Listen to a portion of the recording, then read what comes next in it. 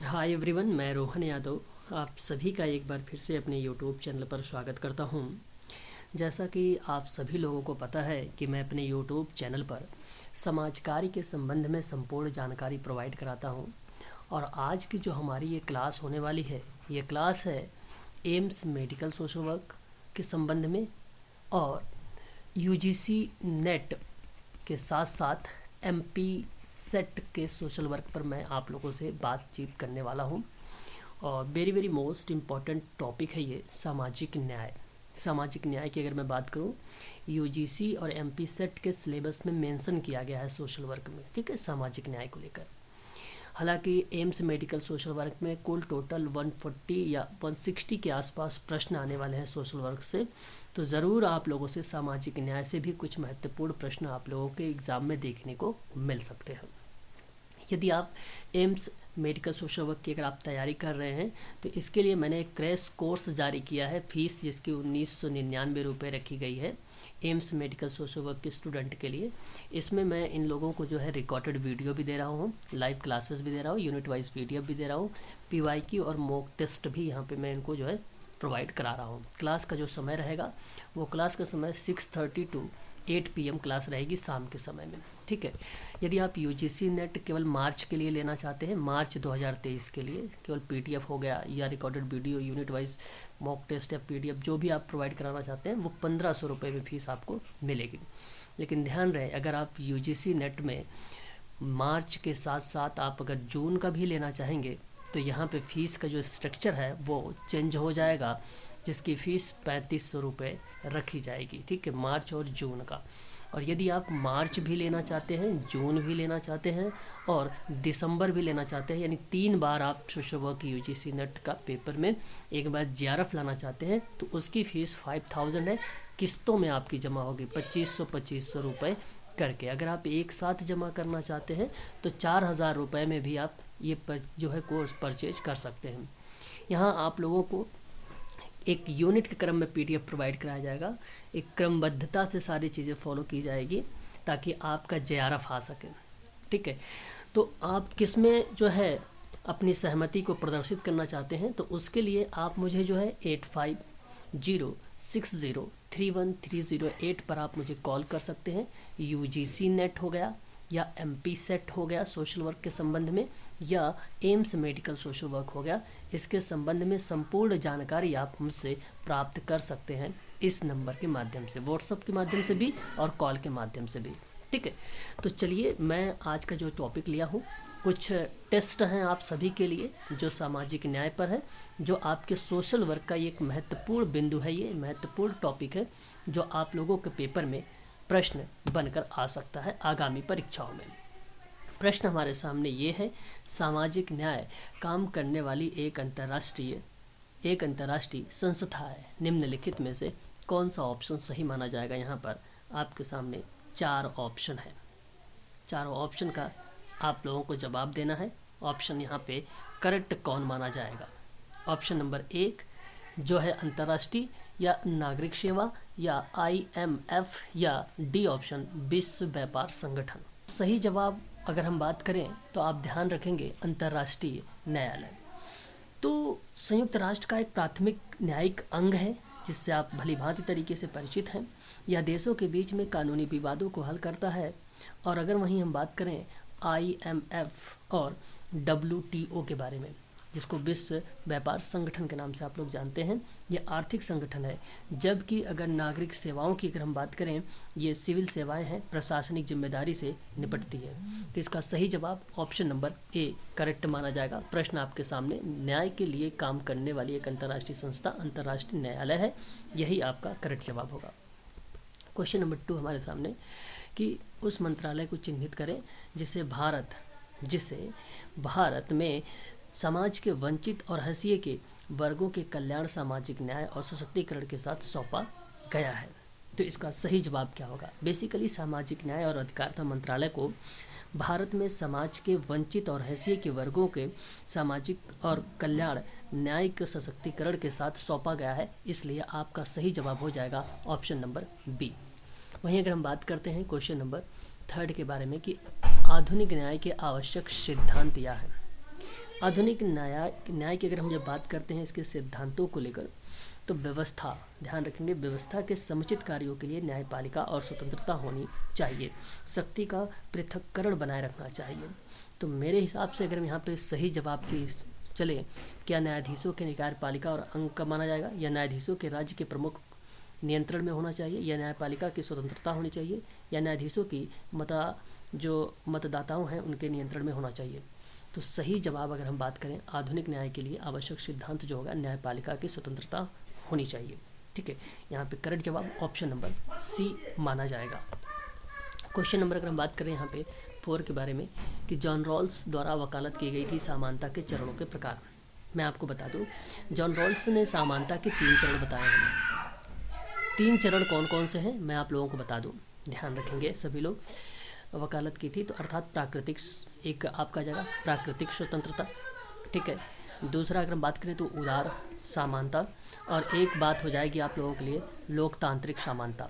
तो ध्यान देने वाली बात यह है कि 3 टाइप की जो है जॉन रॉल्स ने समानता के चरणों को चिन्हित किया है। ठीक है, बात करते हैं नेक्स्ट कि हमारे राजनीतिक अधिकारों और भागीदारी का सीमा तभी किया जा सकता है जब हमारे क्या सामाजिक ज़रूरतों को ध्यान में रखा जाए।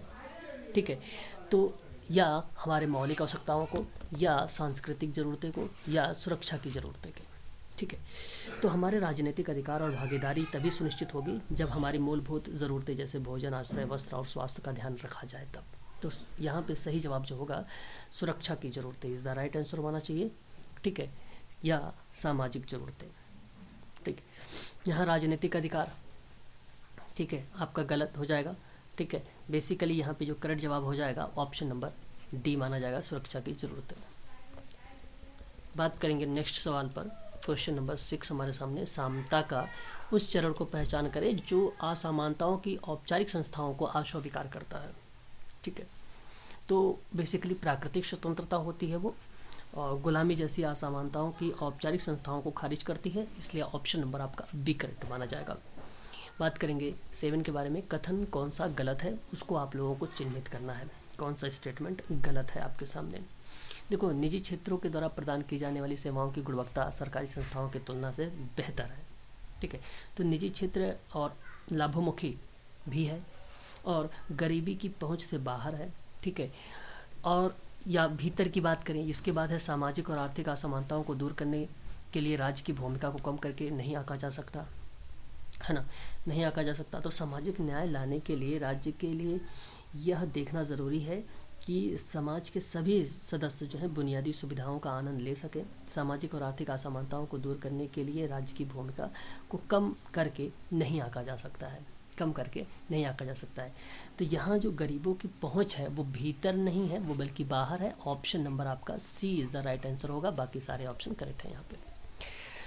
बात करेंगे सामाजिक न्याय में 8वां प्रश्न है, प्रसिद्ध उदाहरण एक अच्छी तरह से जो है शासित देश में गरीबी शर्म की बात है, और बुरी तरह से शासित देश में धन शर्म की बात है। ये किसके द्वारा दिया गया है? इसका सही जवाब जो माना जाएगा मैं आपको बता दूं, कन्फ्यूजियन को एक चीनी संत के रूप में सम्मानित किया गया था। वह संभवतः राजनीतिक व्यवस्था के संबंध में नैतिकता के बारे में सोचने वाले पहले दार्शनिक में से एक माने जाते हैं, इसलिए जो कन्फ्यूज़न शब्द मिलेगा यहाँ पे ऑप्शन नंबर डी में, यही शब्द आपका करेक्ट माना जाएगा। क्वेश्चन नंबर अगर हम बात करें तो 9 हमारे सामने है। प्रश्न कह रहा है आपसे ये कि व्यक्तियों को जीवन की मूलभूत आवश्यकताएं प्रदान करने वाले राज्य की विफलता, जैसे भोजन हो गया, आवास हो गया, ये उदाहरण किसका पार्ट माना जाएगा, है ना। तो मैं आपको बता दूं, विफलता, भोजन, आवास आर्थिक अन्याय का एक उदाहरण माना जाता है, इसलिए ऑप्शन नंबर आपका यहाँ पर बी करेक्ट माना जाएगा। बात करेंगे नेक्स्ट सवाल के बारे में। सवाल नंबर हमारे सामने आ गया है 10 नंबर का, कि मुक्त बाजार किसका उत्पादक है। मुक्त बाजार बेसिकली अगर हम बात करें तो नव उदारवाद की उपज मानी जाती है, जो आपका ऑप्शन नंबर सी में दिखा रहा है। और यह अर्थव्यवस्था के नियमन में राज्य सरकार की न्यूनतम भूमिका का विरोध करता है, और अधिकांश देशों में मिश्रित अर्थव्यवस्था का मॉडल को भी अपनाता है, अर्थात मुक्त बाजार कल्याणकारी राज्य का संयोजन है, इसलिए ऑप्शन नंबर आपका सी इज़ द राइट आंसर होगा। बात करेंगे नेक्स्ट सवाल के बारे में। देखिए, कुछ और भी प्रश्न हमारे सामने हैं, और ये प्रश्न सभी के सभी जो हैं इम्पोर्टेंट है, आप लोग देख सकते हैं। प्रश्न नंबर पहला है, कानून उसके एक कथन दिया गया है, किसका कथन है कि व्यक्ति चाहे कितना ऊंचा हो ऊपर है। यह स्टेटमेंट जो है अगर हम बात करें तो सर एडवर्ड कॉक का है। Option number C is the right answer होगा यहाँ पे। प्लेटो ने अपनी एक पुस्तक में न्याय संबंधी अवधारणा की व्याख्या की थी। उस किताब का नाम क्या हो? द रिपब्लिक है। मैंने आपको इसके बारे में बताया भी है, द रिपब्लिक के बारे में। यहाँ पे करेक्ट जवाब होगा, प्लेटो की किताब है ये। किस सिद्धांत के अनुसार वर्ग विहीन समाज में न्याय जो है उपलब्ध हो सकता है? न्याय उपलब्ध हो सकता है, इसका सही जवाब जो होगा थर्ड वाले का मार्क्सवादी होगा। ऑप्शन नंबर यहाँ पे सी करेक्ट हो जाएगा। थ्योरी एंड जस्टिस नामक एक पुस्तक लिखी गई जॉन रॉल्स के अकॉर्डिंग, और ये किताब किसके द्वारा बनाई गई है? तो जॉन रॉल्स ही करेक्ट हो जाएंगे यहाँ पे, ऑप्शन नंबर पहला ही। उसके बाद अगर हम बात करें, जस्टिस शब्द जो है लैटिन भाषा के जस शब्द से बना है, जिसका अर्थ होता है बांधना या बंधन। ऑप्शन नंबर सी करेक्ट माना जाएगा। प्राचीन भारतीय समाज में न्याय का संबंध किससे होना चाहिए? शांति से होना चाहिए या शक्ति या धर्म से? तो यहाँ पे धर्म से होना चाहिए। ऑप्शन नंबर सी करेक्ट माना जाएगा। किसने कहा कि न्याय वह कड़ी है जो स्वतंत्रता व बंधुत्व के मामलों को जोड़ती है? क्वेश्चन नंबर 7 हमारे सामने है। बहुत ही बढ़िया जवाब, वारकर आता है विद्वान यहाँ पर। ठीक है, बात करेंगे कि कौन सा सिद्धांत है जो न्याय के मूर्त और निश्चयवादी रूप में देखा जाता है? क्वेश्चन नंबर 8 हमारे सामने है। इसका सही जवाब हो जाएगा वैधानिक। Option number B. वहीं अगर हम बात करते हैं प्लेटो के न्याय पूर्ण व्यवस्था के लिए किसे दार्शनिक और सैनिक और उत्पादक जैसे 3 वर्गों में बांटा गया है? तो इसका सही जवाब जो माना जाएगा नागरिकों को। Option number B. वहीं बात करते हैं समाज कार्य के लिए समान वेतन किस प्रकार का न्याय का अंश माना जाता है? अच्छा सवाल आपके सामने है। यह आर्थिक न्याय माना जाता है। Option number B. किसने कहा कि प्लेटो ने समाज जो है न्याय संबंधी विवेचना में उसके राजनीतिक दर्शन को समस्त तथ्यों में शामिल करता है? क्वेश्चन नंबर 11 हमारे सामने है। इसका सही जवाब जो माना जाएगा ईबेस्टीन माना जाएगा। Option number B. वहीं अगर हम बात करते हैं किसके हितों की रक्षा करना सामाजिक न्याय का तगाजा है? ठीक है, गरीबों का होना चाहिए या अशिक्षित वर्ग या अल्पसंख्यक वर्ग? अल्पसंख्यक वर्ग ही आपका यहाँ पे करेक्ट माना जाएगा। वहीं अगर हम बात करते हैं किसने कहा कि यदि समानता द्वार से प्रवेश करती है तो स्वतंत्रता खिड़की में से उड़ जाती है? स्वतंत्रता खिड़की में से उड़ जाती है, ये स्टेटमेंट किस विद्वान के द्वारा दिया गया है? क्वेश्चन नंबर 13 है, तो ये लॉर्ड के द्वारा दिया गया है। ऑप्शन नंबर पहला करेक्ट हो जाएगा। क्वेश्चन नंबर 14 है, जैसा करोगे वैसा भरोगे किस प्रकार का न्याय के अंतर्गत आता है? ये दैवी जो देवी न्याय है इसके अंतर्गत आता है। ठीक है, क्वेश्चन नंबर नेक्स्ट है कि आधुनिक समय में सामाजिक परिवर्तन की मांग क्या होती है? क्वेश्चन नंबर 15, तो न्याय की मांग होती है। ऑप्शन नंबर पहला ही सही जवाब हो जाएगा। क्वेश्चन नंबर 16, प्लेटो के अनुसार न्याय का अर्थ कार्यों का विभाजन विशेषीकरण होना चाहिए, जनसाधारण के हाथों में राज्य की शक्ति होना, शासक और सैनिकों की साम्यवादी जीवन शैली होना, राज्य की श्रेष्ठ शिक्षा प्रणाली होती है। तो ये बेसिकली कार्यों का विभाजन होता है, कार्यों का विभाजन होता है। ठीक है, ध्यान रखेंगे। वह विशेषीकरण होना का होता है। तो मैं आपसे कहूँगा कि ऑप्शन ए है ये, ऑप्शन बी है ये, ऑप्शन सी है ये, ऑप्शन डी है। इसलिए आपको ध्यान रखना है कार्यों का विभाजन और विशेषीकरण में जो है प्लेटो के अनुसार न्याय का ये अर्थ बताया गया था। ऑप्शन नंबर पहला सही माना जाएगा। बात करेंगे न्याय का मतलब क्या होता है? क्या अपने मित्र का भला करना होगा?